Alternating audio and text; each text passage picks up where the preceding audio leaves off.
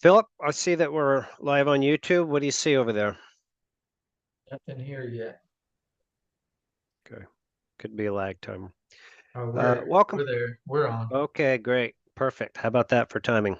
Welcome everybody. It's Brian Terrian. Thank you for joining our YouTube live event today. Today is a historically popular topic that we do like every 6 or 8 months. And it is all about what you need to prove to get your benefits approved and what you need to prove to keep them.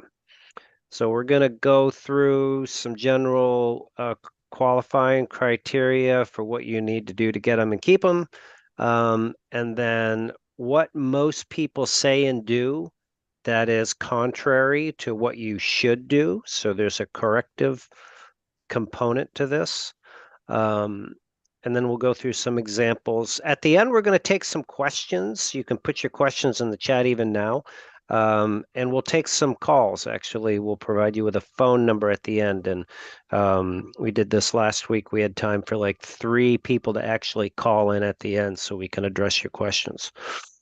We have an all new panel with us here today, ladies and gentlemen. Arfi is the first time joining us. Welcome, Arfi. Thanks for helping Thank, out today. thank you, Yep. Brian. Yep. Hello, everybody. Arfi is an advocate here. He's out there helping people get their disability benefits approved. So if you have the pleasure of speaking to him sometime, hopefully it will be an enjoyable experience. I expect it will. And of course, Philip Price is back. Philip running the A Facebook group and also has been helping our members here get and keep their benefits for 5+ years. Right, Philip? Yes, Yeah, 5 years. yeah, yeah. So Good morning, Arthur, and good morning out there, everybody. yep, yep. And this is my first day on the job, so I'll give it my best shot. No, seriously, folks, if you're new here, I've been helping people with this wonderful team here for since 2006. So we focus on helping people get all that they're entitled to, and that is getting their benefits approved fast, keeping them, and maximizing. So we hope you enjoy the show and come back for more. All right, let's get into it. Um, so the first thing that I want to do is I want to point out why this is a problem, this general topic, and why it costs people getting and not being able to keep their benefits. And I'm going to read to you a actual comment from D Jackson 104 on our YouTube channel. And he writes, applied for SSDI March 5th of 2023, retired December 31st. Arthritis, lower spin facet, arthropathy. I don't know what that is. Arthritis in all major joints. So this is a condition statement, and that's what we're going to focus on today. People are programmed by our medical. This is my theory. People are programmed by, the doctors they visit to communicate their conditions, which actually is only a small part of what will influence your decision. So the first thing I want to do here is I'm going to share my screen and what I'm going to go through with you is like the general qualifying criteria. And this beautiful graphic here was put together by Jam, who is commonly at these events, but is on tour. She's traveling. So Jam, if you're out there, shout out to you. So this applies to people regardless, again, if you're trying to get your benefits or if you're already on your benefits. I would say especially for those of you that are already approved, because a lot of people have this, well, I'm approved, set it and forget it, everything's fine. And that's not the case. I'll go into some numbers in a minute. Um, the key here is you need to have a diagnosis, and I'm starting in this top left-hand corner, and I don't know if on your computer or your phone if you can see this, so I'll walk you through it. So everything starts with a diagnosis. You don't feel right, something's going on. You go to the doctors, and he says you have XYZ condition, and that's the main thing that people communicate. The next component of the approval process and keeping your benefits is treatment. You need to have those diagnoses treated. Um, and then the third key component is the limitations, and that's really where we're going to focus our time today.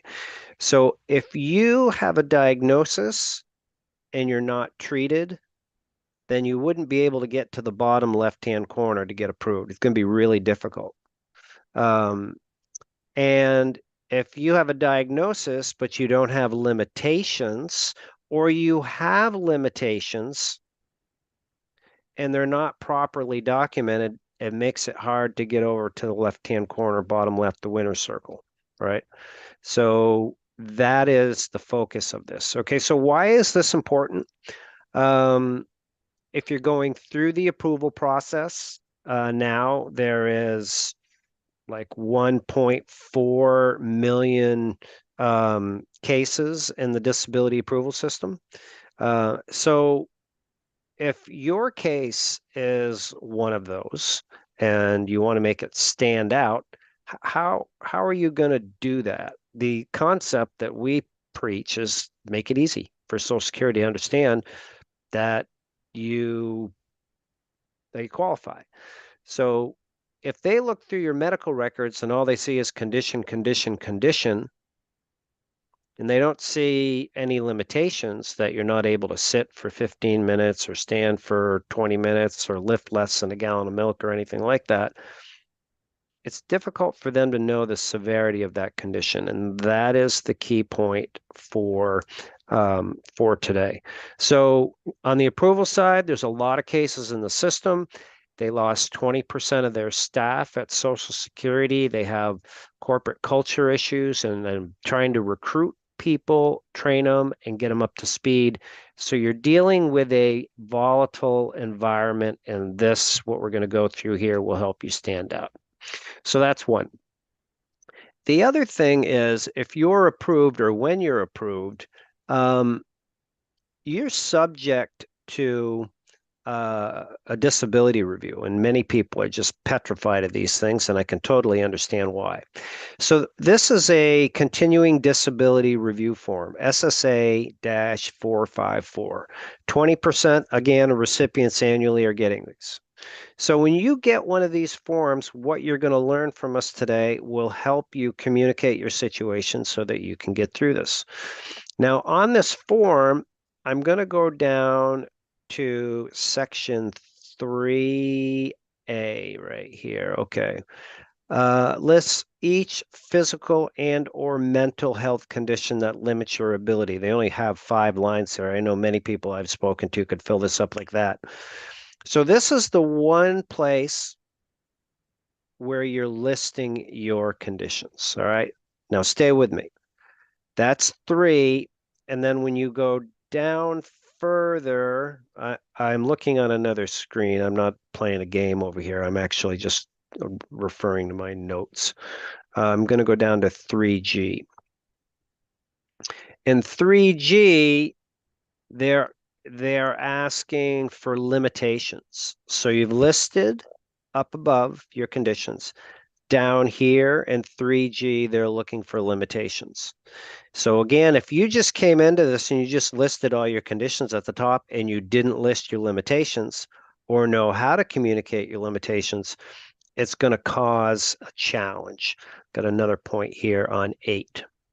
7, 7, 7. Okay, and 8, you'll look here. These are questions about dressing, bathing, hair care, all the adult living questions that you have. So that's where the conditions again tie into the limitations. Now, I'm doing this kind of reverse engineering it, but for those of you that are going through the approval process, you're subject to answering questions in the same format when you get and this is from our disability approval course. If you're going through the process and you're a member here, you get access to this. Um, so there is the SSA 3373. This is a form that all disability applicants are sent, and they're asked to fill it out. And it's critically important that you communicate in the right fashion what your limitations are. Um, so how do your illnesses or injuries or conditions limit your ability to work?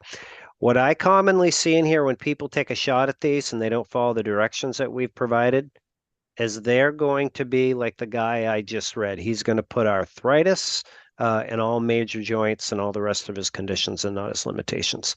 Um, Sets you up for total failure. Okay. All right. Philip, you have anything to add to this? No, sir. I believe you Yeah. covered it. Yeah. Now your situation, not to call you out, but I am, but your situation had was, um, I guess I'll say unique because you have a visual impairment. And so Yeah. if you have something like uh, a visual test, and that test is in writing, and it's difficult to argue that. Those cases definitely are easier um, to get Okay. approved than something that is self-reported. Like even if you have a back fusion, two people could have the same back fusion, somebody could have different limitations than somebody else just because of their skeletal structure and their muscle strength and all that other stuff. Okay. All right.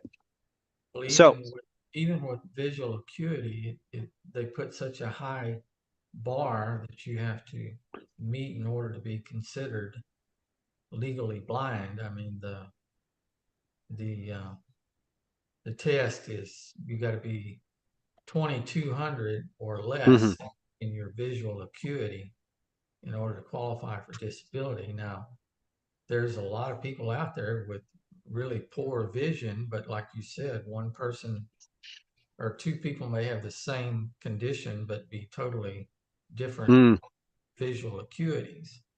mm, And even if you go, to a eye specialist and they do all the tests and it comes out that you're 2200, but you're still driving, that's not gonna it's not gonna work. You're gonna have to show that your visual impairs your ability to be able to do anything. In my case, I was carpenter and worked with my hands all my life, so my mhm, vision my vision was my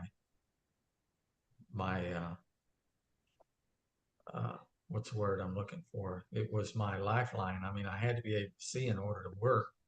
Had yeah. to drive. I had to be able to drive to get there first of all, and then of course using my eyesight and my hands to work was a big part of it. And my point is, you got to explain. You just can't say, "Well, I'm legally blind," and leave it at that. You're going to have to show the evidence. You're going to have to show Mhm, the the reasons why you can't do the things you used to do, mhm. and Y- not just at work, but also everyday activity, even around the house. Like what's up on the screen here. Yeah. So exactly. That's a good point. And if you don't mind, we'll circle back to you as kind of like we're going to work on what I hope that everybody gets from this today is you have a very sharp, concise 2 to 3 sentence statement that explains why you qualify and why you should be keeping your benefits. That's the objective, right? Um, and just a quick, not a commercial timeout, but quick shout out to the 171 people that are out there on YouTube and everywhere else. I see that you placed your questions in there. Some of you said hello, wonderful. We are going to take some questions, whether you're on YouTube or Facebook. We'll do that at the end. We'll also have hopefully some time for some of you to call in if you'd like, as we continue to go through the program. Um, yeah, so thanks for adding that. Now, before we get into actual examples and showing you, what I would like to do is just take a few, is go through two different examples of a statement that we'll create. And I'm going to call on you, Arfi. You talk to a lot of people out there. If you could present to me like a hypothetical from a conversation that you've had somebody lately that was under 50 years old. So we'll go through one that is under 50, and then we'll use another example of somebody that is over 50 because the statement's going to be the same, but what they actually need to prove is different. So, all right. Yeah. Good thing you brought that up, Brian. Actually, I was able to speak to someone last week about his condition. He had a motorcycle accident, and his injuries are keeping him from being able to work and do other things. He has all his medical records, but it's unclear what his exact limitations are. He can't provide them because it depends on how much pain he has in his back. His conditions are back injuries, preherniated disc, depression, anxiety, hormonal imbalance, inflammatory bowel syndrome. So um, Okay. I spoke to that person last week, I believe. So he's Okay. 39, by the way. Mm. 39. Well, you gave me a real difficult one because the challenge with somebody like this is if they don't know their limitations, then what is it that's preventing them from work? Let's just kind of develop this into a fictional type example for this 39-year-old. Unfortunately, he had an accident. Um, But the concept of what somebody needs to communicate is that, for example, I am not able to sit for more than 15 minutes. I'm not able to stand for more than 15 minutes. I'm not able to lift my right arm over my shoulder. Um, and I suffer from chronic pain and I average like 3 hours of sleep a night. And it makes me so tired. I'm not able to focus on tasks. And this has happened because I had a motorcycle accident. I have a back fusion. I have four vertebrae that are fused together. I've got arthritis in my right hip. As what I'm attempting to communicate here is what the limitations are first. That's the first thing. Why you cannot work is not your conditions, it's your limitations. Because again, like Philip said, there's some people that have a different response to it.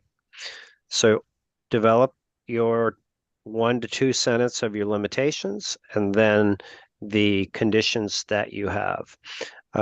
So if you are when you come into the Disability Digest, or if you choose to, or if you have, and you work with an advocate, they're going to ask you some questions.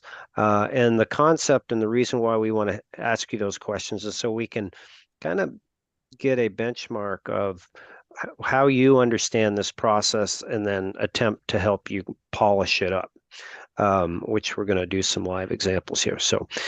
Okay. So here's the point on this one. The last statement in this would need to be going back through it. I can't sit, I can't stand because I had a motorcycle accident, back fusion, arthritis, can't lift my arm, and I'm not able to do any job in the United States economy. I cannot be a greeter at Walmart. I couldn't be a guy who or gal who sits in the parking garage in the booth there in case somebody screws up their credit card. You're not able to do that, or even if you want to or could do other jobs, you're not able to do any job. So if you're under 50, that statement needs to be really tight, and those limitations need to be clear, clear, clear, so that Social Security understands you can't do anything, right? Correct. So that is the difference for the under 50s.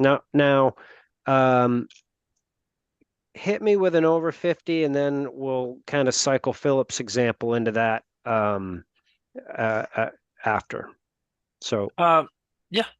Yes, I was able to speak to a member. Her name is Bridget. Her age is 56. Her conditions is spinal arthritis, scoliosis, depression, ADHD, dyslexia, insomnia, chronic pains, and migraines. And she was able to provide me the limitations. She can only mhm, stand for 20 minutes, can only sit for 20 minutes. So um, that's okay. going to be helpful for her. Yeah. Okay. Did she communicate anything regarding her brain health? Like, does she have a challenge remembering repetitive tasks, or does she get like easily agitated by superiors or anything like that? She didn't mention, but she was more discussing of her condition. She can barely even remember a lot of things that she's been doing, and um, she was Okay. focusing on her limitations as well. Like, and Okay. so yeah, Okay. And do you know what it was Bridget, right? What was her name? that is correct, Bridget. What did Bridget do for work? She was a. Give me a second. I want to make sure I have everything. Um, she was a professional chauffeur Oh, since 2003. okay. So 2003, so about 10 years then, right? Yes, that's right. Okay. All right. Um, okay, I'm gonna like take this one and like make an example out of it, right? So we have the I'm not able to sit for 20 minutes. I'm not able to stand for 20 minutes. Um, and I'm not able to remember repetitive tasks. Um, and so it makes it difficult for me. I'm not able to do my job um, as a chauffeur that I've done for, I'm going to change it from 10 to 16 years. I'm not able to do my job as a chauffeur because I can't sit in the car and I can't remember oftentimes who I'm going to pick up or where I'm going, right? So we've got can't sit, can't stand, can't remember repetitive tasks, and I've been doing the chauffeur thing for 16 years. Now, folks, if you are over 50 and you're out there and you've been in the same line of work, then what you need to prove is that you are no longer able to do that work. Now, this Bridget could have been a chauffeur for 10 years for one company, 6 years for another, and that still meets, it's still the same kind of work with two different companies. Like Philip was a cabinet maker for a long time. He could have been a cabinet maker on his own for 10 years, could have done it for somebody else for another 10 years, and total is 20, right? So that's the point. So again, on this one, limitations and then why you cannot do your job. And this is even more applicable the older you get, especially if you're over 54, it gets it gets easier for you. Okay? All right. So Philip, can we use your situation as an example? I think your audio is paused.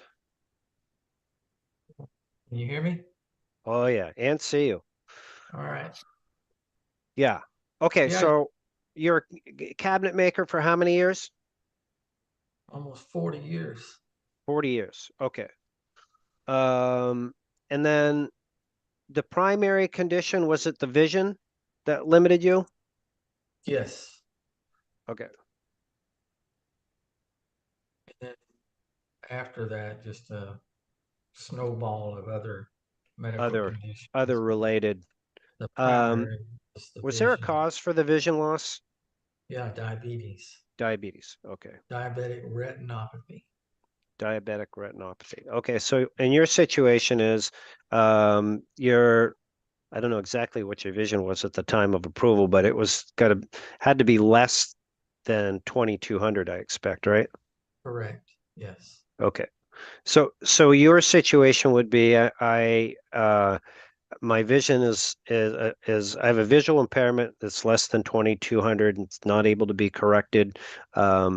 And I suffer from diabetes, which has caused this. I've been treated by a doctor for, X amount of years, and I'm not able to see so that I can do my work as a cabinet maker that I've done for the last 40 years. And that's a really clear, concise example. We had it was yesterday, Jam was working with a machinist who'd been a machinist for 17 years on his current job.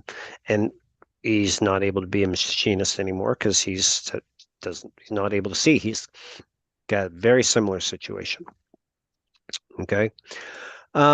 Folks, we are going to actually, in a few minutes, I'd like to hear some of you put in your 2 sentence statement. Like in the chat, we'll give you the opportunity also to call in. We want to give these the higher priority of reviewing it. Perhaps it's great. Maybe it's better than we thought it is, or maybe there's some things that we can do with your statement to help you out. All right. And while you're doing that, one last resource that I want to go over with you is this. We, a few months ago, did a series of how to use AI as a tool for different aspects of the disability process and resources related to it. So this is just one of the segments, and I believe I have the link stashed to the replay around here. Yeah, and I will put it in the chat. So I'll put it in the chat in YouTube, and then Philip, I'll shoot it over to you. Wait and check this out afterwards because I don't want you to miss this part of the show, of course. But here's the thing. The example that I'm going to go through with you is just taking a general template and then plugging in your conditions. So this is the template right here. I'm not able to do my job, insert your job, since the date that you're not able to do it. Because I have conditions, despite the treatment, I have these limitations. And so then you're going to ask ChatGPT to create a short, concise statement for you.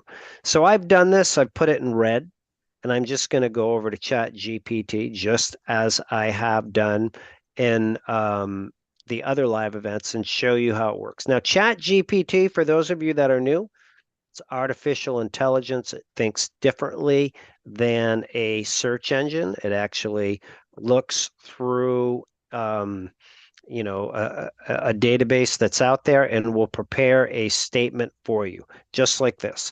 So I'm just going to copy and paste that statement that was in the red text. I'm going to put it in here and I'm going to click go. And it's working diligently. Okay, and so there's the statement. It says, I'm writing to request Social Security disability benefits due to my inability to continue working as a truck driver since December 2nd, 2022. I suffer from several debilitating health conditions, so on and so forth. So I'm not going to read the whole thing because you can go out and do this, and I encourage you to do it. So if you just take your statement, your conditions, and plug them into the template, which the template you can transpose from this event, or you can watch the link that I just put out there on YouTube, and Philip will. But this is a really good way to up your game. So if you're a disability applicant, in the remarks section of your application, this is where this would go. If you are working on a continuing disability review, then you can see that you have, please explain anything you have marked that you need right here, so you can put it right in there. So that's how you can use this new technology. I encourage you to embrace it. It is a wonderful tool that you can use for a variety of different things, as we have exemplified. Okay. Let's take a few questions that are in the chat first before we take the live calls. And then just so that you know, folks, when I open the lines up, which they're not open now, I'm going to put up on my screen the criteria so that you're prepared.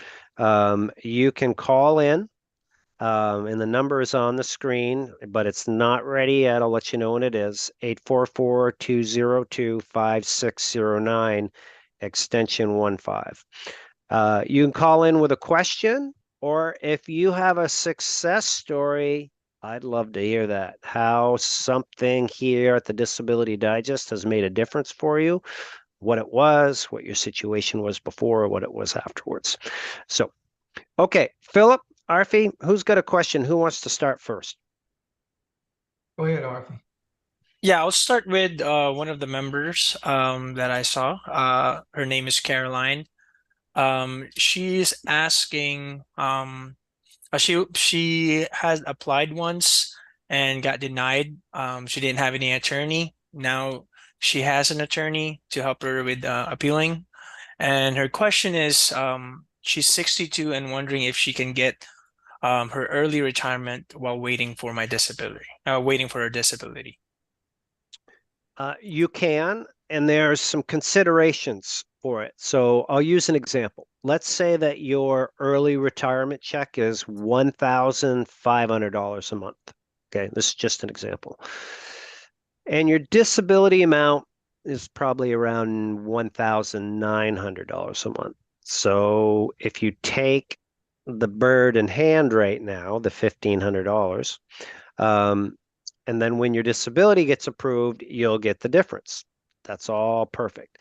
The one thing that you need to consider is this. If you do not get approved for disability, then you have chosen the $1,500 check that you have for the rest of your life. So that's about $6,000 a year. So if you live, 20 more years, it's $120,000 decision. So you need to be very aware of that. Good question. That's it for me, Brian. Okay. Kathy's got a question here. Can y'all hear me okay? Loud and clear. All right. Kathy says, so I got my monthly started in October and received November payment. Was approved in September, but every time I call about my back pay, I get a different answer. I called on Monday and this agent was very rude and told me it could be months or years before I get it. She said the government can pay when they want. Is there anything I can do? I have contacted Congress and the lady said that it's whatever the local office says what can I do?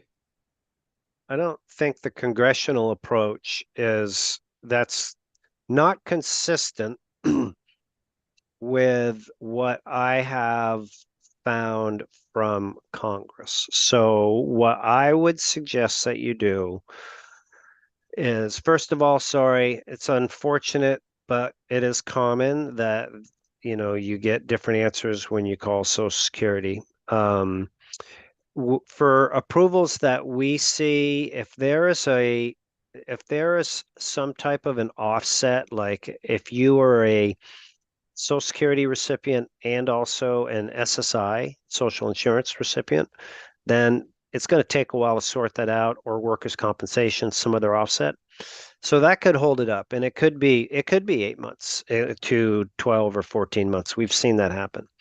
But if it's not, if you're just a Social Security recipient, then I would lean on Congress, and I would use the Chat GPT lessons that we have from prior live events. Formulate a letter, explain your situation, when you were approved, about how much back pay you're owed, and then why you really need it. Housing, Christmas shopping, your car broke down, whatever it is. And then use follow-up process to do that. We, as a disability representative for the folks that ask us to help them get approved, we have to go through, help people get approved, and it's not a matter of just getting people approved now. You've got to fight, unfortunately, after. So hope that helps. Yeah. Okay. What's the next question?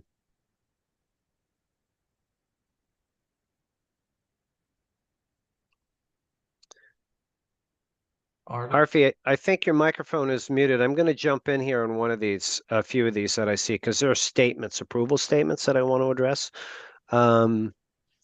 Okay, so here's one from Christina.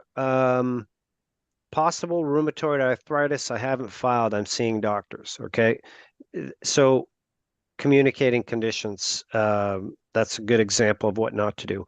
Here's one from Talina. 46 with lumbar stenosis, multiple level generations, 2 fusions. That's another one that is not consistent with what you should say. Oh, here's one. Here, this is from Joe Mihai, I guess. Statement. Can't stand for 15 minutes, can't lift more than 10 pounds. I have trouble walking. I have to stop multiple times, about 30 feet to rest. That is solid right there. I don't know if the space prevented you from communicating that what your conditions are from doing that, but you add in your conditions and then the piece about at the end, like you cannot do any job if you're under 50, or you can't do your profession if you're over 50, and you've had a career for 15 or more years. But that's good. Good. Arfi, any others that you see that maybe I'm overlooking here? Um, there's some questions asking if there's an area where they can download the paperwork um that they filed before. So um that's something that Like the disability application? yes, that's correct. Not that I know of. You can, well, if you filed the application on your own and you didn't save it, then that's on you. If you used a disability representative, I don't know their practice, but if they do their work correctly, they should save a copy for you. Um, the other thing is, if you have just completed an online application, Social Security is going to mail you a copy to review and approve. So that will give you a copy there. Yep. All right.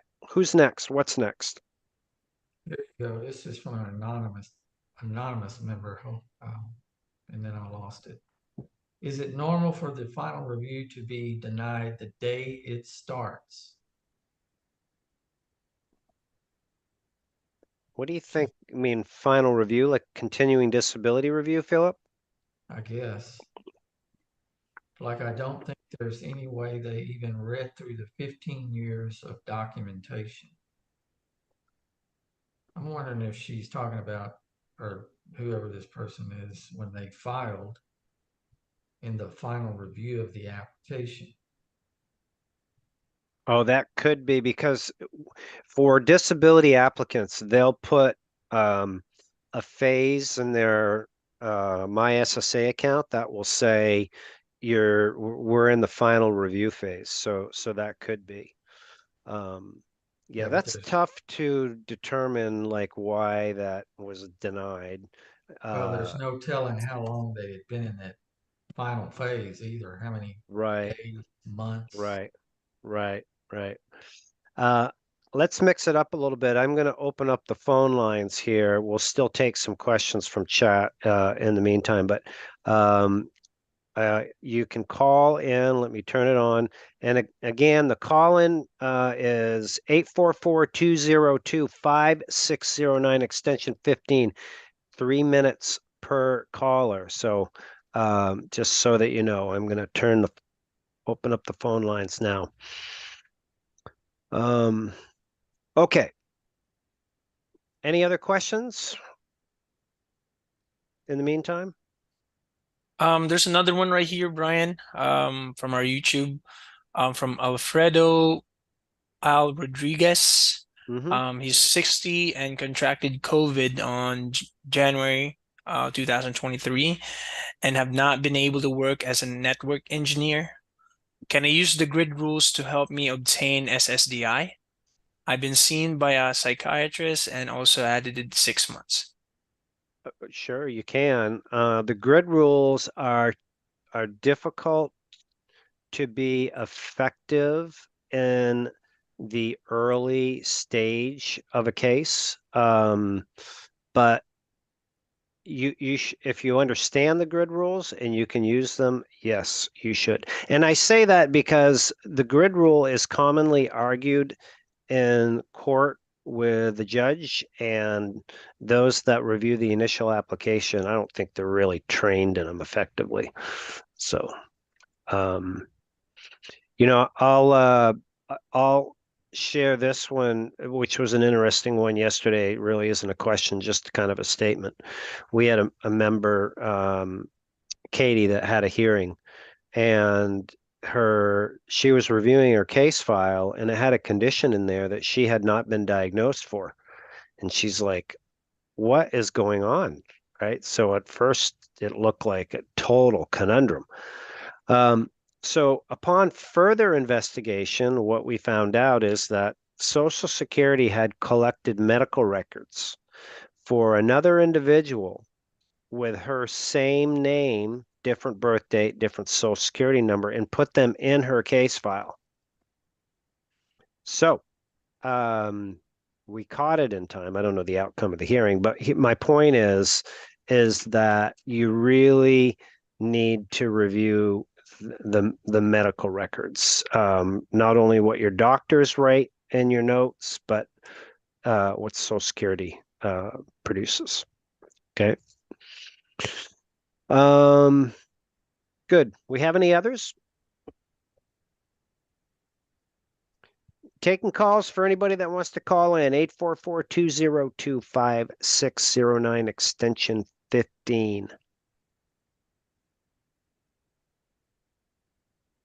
All right. I'm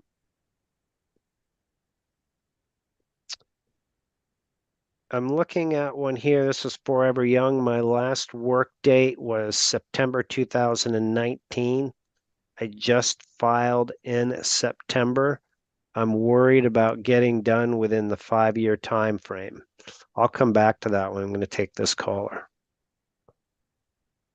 This is Brian. Whoops, call back, whoever it was. So that's a really good question. If you have your benefits expire in about 5 years from the time that you stopped working. So if you wait until like year 4 and apply, then you've got to win that case, because if you get denied at initial, which could be like 8 months, and then you go to a hearing, that could be 3 years, then you're outside of that 5-year window. So you don't have an opportunity to apply again. So it's super important for people to understand this, because you're not able to get your disability benefits back. Now, let's say your check is 1,500 or 2,000 a month with Medicare. The average benefit package altogether is $447,000 lifetime. That's average. So the monthly check may not seem like it's a lot to you, but if you don't have it, it really causes lots of problems. Okay, let's see if there's a couple more questions here before we wrap up today. It's been a great group. Okay, here's one. Say the doc won't give you restrictions because surgery will help. What do you do in that case? That's a good one. And this same answer could be for, let's say, medication that somebody is prescribed and they don't want to take. If you explain to your doctor, say, Doc, listen, I know you want to do that back surgery on me and you want to rip me apart and, fix my herniated disc. But I understand that that has maybe a 2% chance of improving my quality of life, but it also has a significant risk of not being able to of having a negative impact on me. So you want to explain the pros and cons. If you're just adverse to it without being able to justify it, then that's difficult. So let's take it over on the medication side. They're prescribed, say, Vicodin or some heavy knockout narcotic. And they don't want to take it because they're cognitively aware and they're not able to be themselves, or it makes their stomach upset, or it's bad for their liver, or whatever it is. If you document this and present it to your doctor with an explanation as to why you don't, that's what you want to be aware of. Okay. All right. I see a few more here. Philip, do you have any before we wrap up? Per day. Okay.